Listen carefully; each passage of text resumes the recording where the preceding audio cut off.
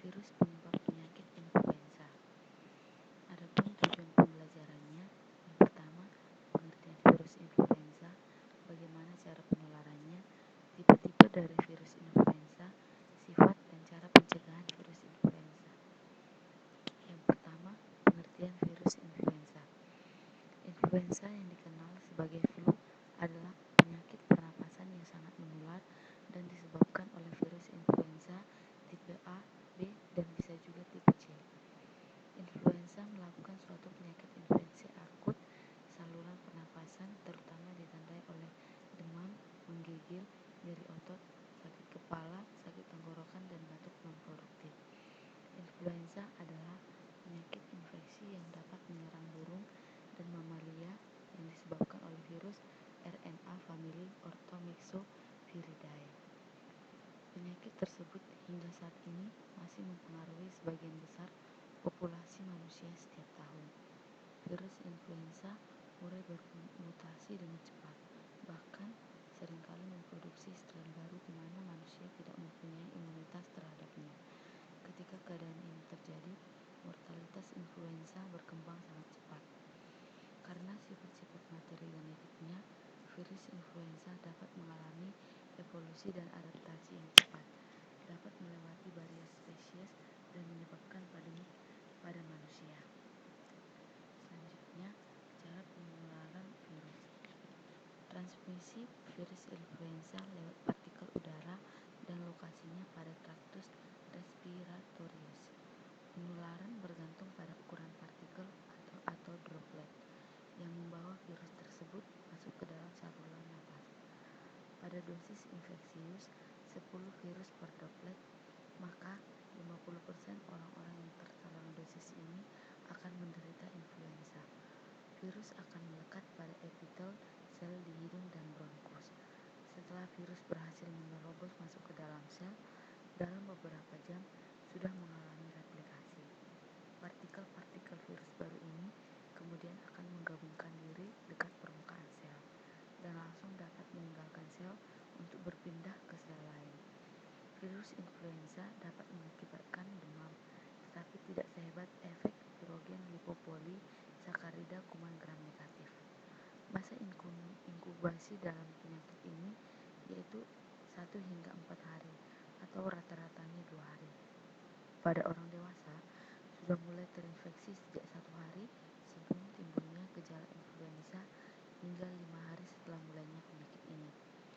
Anak-anak dapat menyebarkan virus ini sampai lebih dari 10 hari, dan anak-anak yang lebih kecil dapat menyebarkan virus influenza kira-kira 6 hari sebelum tampak gejala pertama penyakit ini. Para penderita imunokompromis dapat menebarkan virus ini hingga berminggu-minggu dan bahkan berbulan-bulan. Kemudian siklus penularan avian influenza. Penyebaran virus avian influenza sangat cepat pada kalangan unggas, antara lain melalui air liurnya. Burung-burung liar yang hidup di air merupakan reservoir alam virus avian influenza di dalam saluran cernanya. Burung-burung liar yang suka bermigrasi sering membuang kotorannya ke danau, kolam atau sungai, sehingga apabila unggas yang hidup di darat, khususnya ayam dan bebek, saat meminum air akan terkontaminasi tinja yang mengandung virus avian influenza sehingga unggas tersebut akan mati. Pada avian influenza juga terjadi penularan melalui droplet, di mana virus dapat tertanam pada membran mukosa yang melapisi saluran napas atau langsung memasuki alveoli, tergantung dari ukuran droplet. Virus selanjutnya akan melekat pada epitel permukaan saluran nafas untuk kemudian bereplikasi di dalam sel tersebut. Replikasi virus terjadi selama 4-6 jam, sehingga dalam waktu 10 menit virus dapat menyebar ke sel-sel yang ada di dekatnya. Masa inkubasi virus antara 18 jam sampai 4 hari. Lokasi utama dari infeksi yaitu pada sel-sel kolunar yang bersilia. Sel-sel yang terinfeksi akan membengkak dan intinya mengerut dan kemudian mengalami pignosis. Bersamaan dengan terjadinya disintegrasi dan hilangnya silia, selanjutnya akan terbentuk badan inklusi. perbedaan pada reseptor yang terdapat pada membran mukosa diduga sebagai penyebab mengapa virus avian influenza tidak dapat menggandakan replikasi secara efisien pada manusia. Kemudian, tipe-tipe dari virus influenza pada saat ini dikenal 3 tipe, yaitu tipe A yang merupakan virus penyebab influenza yang bersifat epidemi. Virus influenza tipe A dibedakan menjadi banyak subtipe berdasarkan tanda berupa tonjolan protein pada permukaan sel virus. Ada 2 protein petanda virus influenza A, yaitu protein hemaglutinin dilambangkan dengan H dan protein neuraminidase dilambangkan dengan N. Ada 15 macam protein H, yaitu H1 hingga H15, sedangkan N terdiri dari 9 macam, yaitu N1 hingga N9. Kombinasi dari kedua protein ini bisa menghasilkan banyak sekali varian subtipe dari virus influenza tipe A. Semua subtipe dari virus influenza A ini dapat menginfeksi unggas dan merupakan pejamu alamiah, sehingga virus influenza tipe A disebut juga sebagai avian influenza atau flu burung. Sebagian virus influenza tipe A juga menyerang manusia, anjing, kuda, dan babi. Variasi virus ini sering dinamai dengan hewan yang terserang seperti flu burung, flu manusia, flu babi, flu kuda, dan flu anjing. Subtipe yang lazim dijumpai pada manusia adalah dari kelompok H1, H2, H3, serta N1, N2 dan disebut human influenza. Yang kedua adalah tipe B. Tipe B biasanya hanya menyebabkan penyakit yang lebih ringan dari tipe A dan kadang-kadang saja sampai mengakibatkan epidemi. Yang ketiga adalah tipe C. Tipe C adalah tipe yang diragukan patogenitasnya untuk manusia, mungkin hanya untuk menyebabkan gangguan ringan saja. Sekarang ini dihebohkan dengan penyakit flu burung atau avian influenza, di mana penyebabnya adalah virus influenza tipe A subtipe H5N1. Virus avian influenza ini digolongkan dalam highly pathogenic avian influenza atau HPAI. Kemudian sifat dari virus influenza, yaitu virus influenza mempunyai sifat dapat bertahan hidup di air sampai 4 hari pada suhu 22 derajat Celcius dan lebih dari 30 hari pada suhu 0 derajat Celcius. Virus influenza dapat mati pada pemanasan 60 derajat Celcius selama 30 menit atau 56 derajat Celcius selama 3 jam dan pemanasan 80 derajat Celcius selama 1 jam. Virus akan mati dengan deterjen disinfektan, misalnya formalin, cairan yang mengandung iodin, dan alkohol 70%. Struktur antigenik virus influenza meliputi 3 bagian utama berupa antigen S atau soluble antigen, yang kedua hemaglutinin, dan yang ketiga neuraminidase. Antigen S merupakan satu inti partikel virus yang terdiri atas ribonukleoprotein. Antigen ini spesifik untuk masing-masing tipe.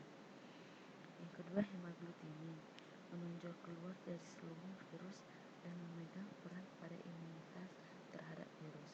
Yang ketiga adalah neuraminidase, juga menonjol keluar dari selubung virus dan hanya memegang peran momen 8 pada imunitas. Selubung inti virus berlapis matriks protein sebelah dalam dan membran lemak di sebelah luarnya.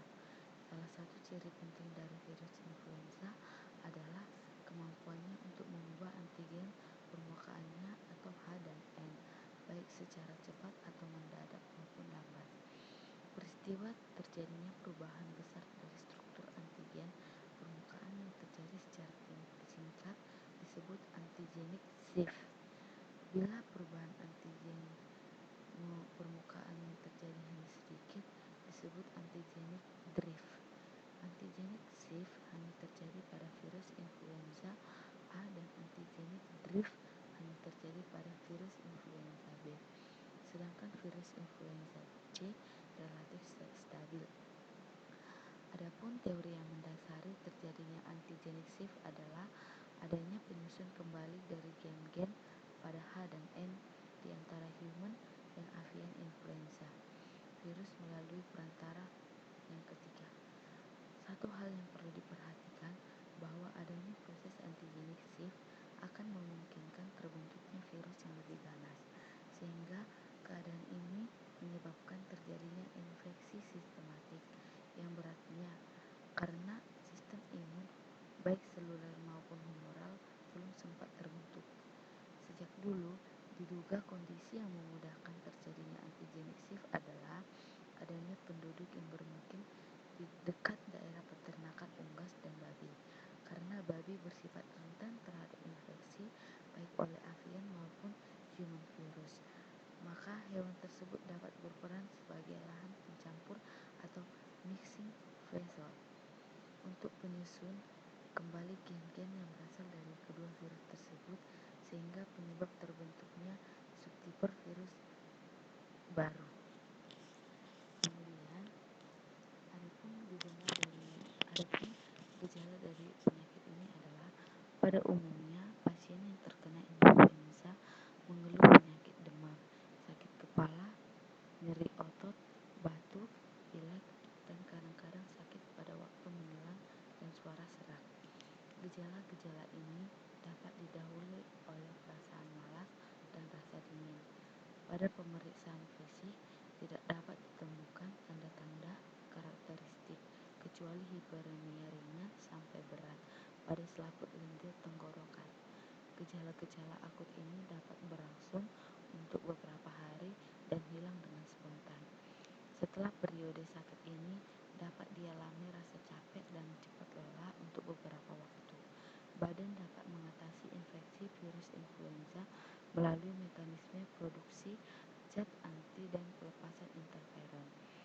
Setelah sembuh, akan terdapat resistensi terhadap infeksi oleh virus yang homolog.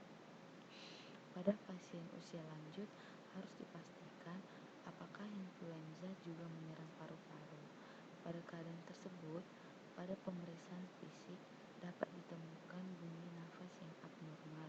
Penyakit umumnya akan membaik dengan sendirian, tetapi 11 hari kemudian pasien seringkali mengeluh mengenai demam dan sakit di dada. Pemeriksaan radiologis dapat menunjukkan infiltrat di paru-paru. Penyakit ini juga dapat menyebabkan kematian. Kematian umumnya disebabkan komplikasi dengan penyakit lain seperti pneumonia, respiratory distress syndrome, dan kegagalan berbagai fungsi organ. Yang selanjutnya, pencegahan yang dapat kita lakukan adalah yang paling pokok dalam menghadapi influenza adalah pencegahan. Infeksi dengan virus influenza akan memberikan kekebalan terhadap infeksi virus yang homolog karena sering terjadi perubahan akibat mutasi gen. Antigen pada virus influenza akan berubah sehingga seseorang masih mungkin diserang berulang kali dengan jalur atau strain virus influenza yang telah mengalami perubahan. Kekebalan yang diperoleh melalui vaksinasi sekitar 70%. Vaksin ini dapat mencegah terjadinya mixing dengan virus yang sangat patogen H5N1 yang dikenal sebagai penyakit avian influenza atau flu burung. Nasal spray flu vaccine atau live attenuated influenza vaccine dapat juga digunakan untuk pencegahan flu pada usia 5-50 tahun dan tidak sedang hamil. Vaksinisasi perlu diberikan 3-4 minggu sebelum terserang influenza.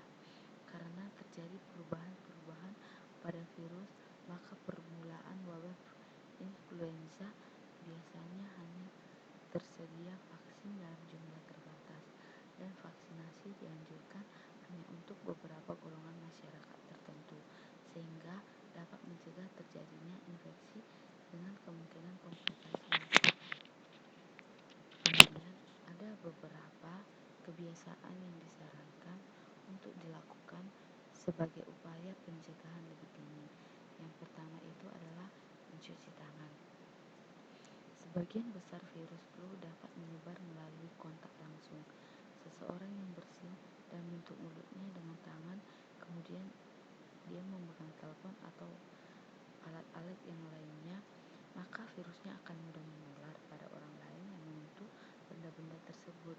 Karena virus mampu bertahan hidup berjam-jam bahkan hingga berminggu-minggu.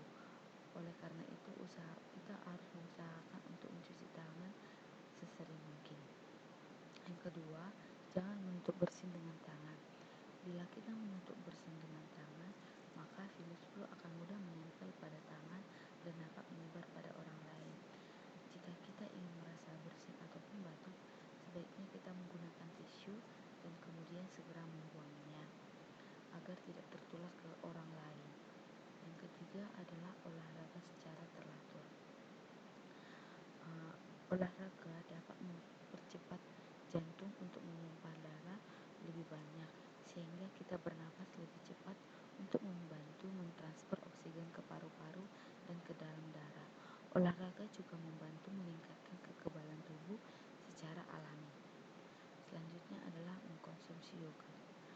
Dari beberapa penelitian menunjukkan bahwa konsumsi yogurt yang rendah lemak setiap hari dapat mengurangi risiko terserang flu sekitar 25%. Bakteri yang menguntungkan yang terdapat di dalam yogurt diketahui dapat menstimulus produksi sistem kekebalan tubuh untuk menyerang virus.